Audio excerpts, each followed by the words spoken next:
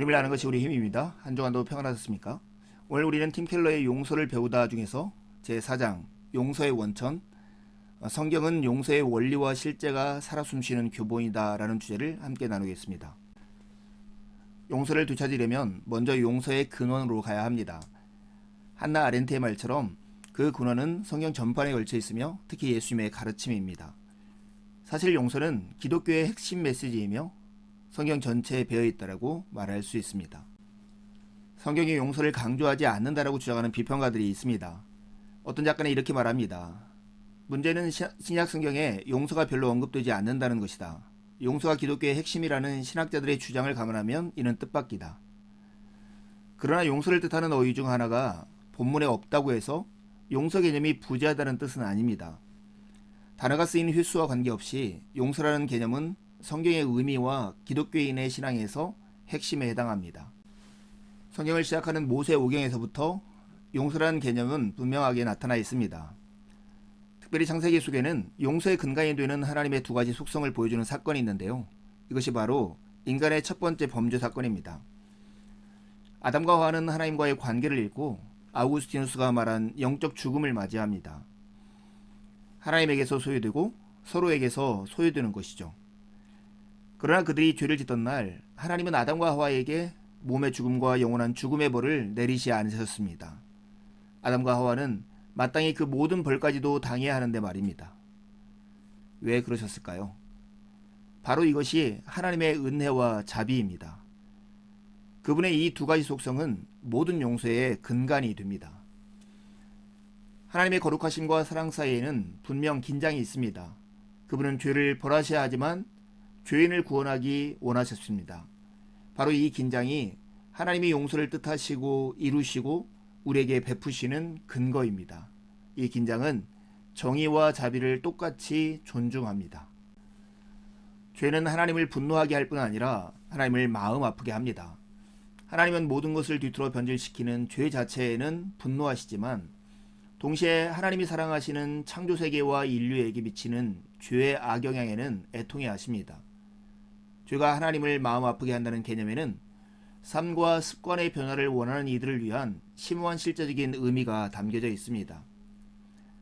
내가 이 습관을 끊어야 하는 이유는 그게 나를 고생시키기 때문이다 라고 말을 한다면 여러분이 가장 슬퍼하는 것은 죄 자체가 아니라 죄의 대가와 결과입니다. 후회하는 가장 큰 이유는 하나님을 마음 아프게 해서가 아니라 여러분 자신이나 다른 사람을 아프게 해서입니다. 그렇다면 습관적인 죄가 더는 고생을 야기시키지 않을 때 그때부터 여러분은 그 죄를 문제 삼지 않게 될 것입니다. 하지만 여러분이 자기 죄가 하나님께 미치는 영향을 인식하고 사무치게 느낀다면 여러분은 더 깊고 영속적인 동기로 죄 자체에서 돌아설 것입니다.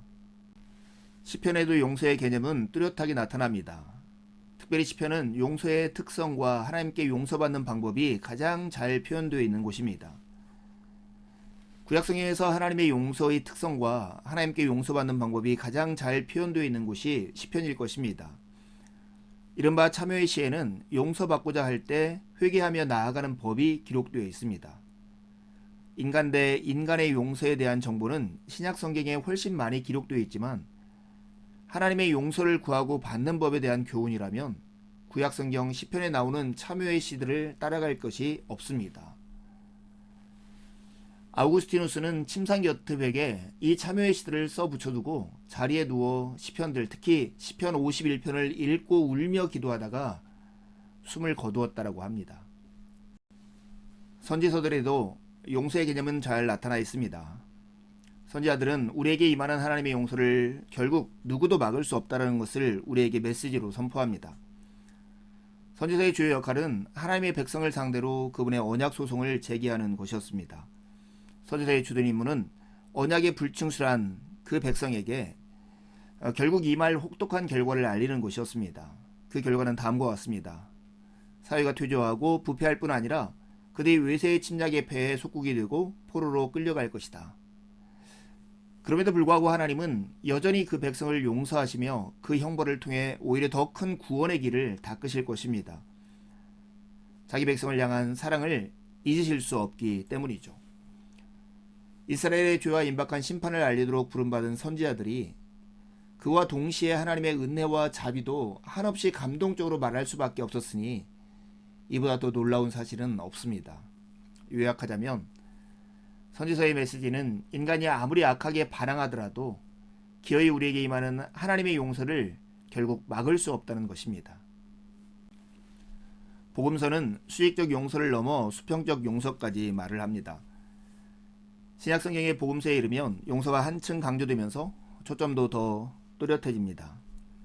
거의 전적으로 하나님의 용서, 수익적 용서에 주목했던 구약성경과 달리 복음서에는 인간의 용서, 그리고 인간의 용서가 어떻게 화해와 공동체의 치유를 이뤄낼 수 있는가에 대한 교훈도 나옵니다. 끝으로 상식적인 동물 제사를 넘어서는 용서의 근거, 즉 하나님의 용서가 어떻게 가능한가에 대한 설명도 등장하죠.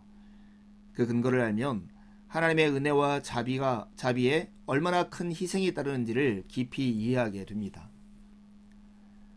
하나님께 용서받았다는 증거는 다른 사람을 사랑하고 베풀고 용서하는 영역이 자란다는 것입니다.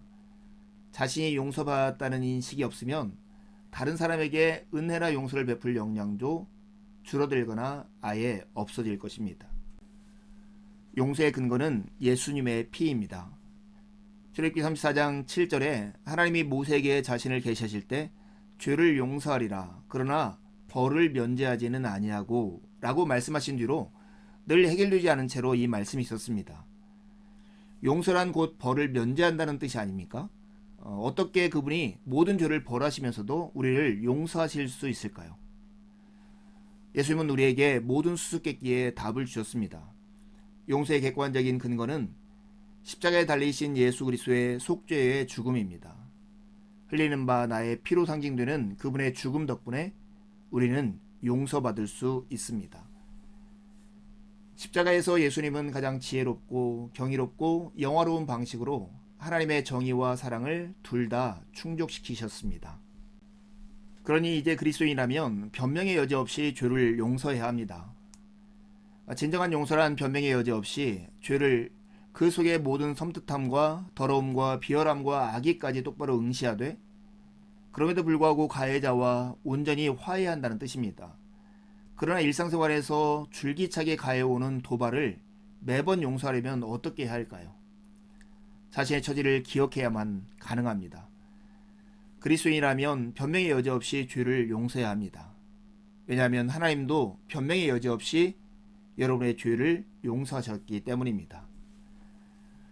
인간이 외부의 도움 없이 그렇게 하기란 너무나 어렵고 어쩌면 불가능합니다. 그러나 우리는 복음 안에서 초자연적인 도움을 받을 수 있습니다. 이제 두 가지 질문하고 마치려 합니다. 용서의 근간이 되는 하나님의 두 가지 속성은 무엇입니까? 두 번째 질문입니다. C.S. 루이스는 그리스도인이라면 변명의 여지 없이 죄를 용서해야 한다. 하나님도 변명의 여지 없이 당신의 죄를 용서하셨다 라고 말을 합니다. 여러분이 용서를 해야만 하는 그런 상황에서 이 말을 떠올리면서 이 말이 여러분에게 수긍되는지를 한번 스스로에게 답해 보시죠. 한 주도 주님의 은혜를 의지해 살고 복된 주를 함께 만나 기쁨으로 하나님을 예배하시죠. 감사합니다.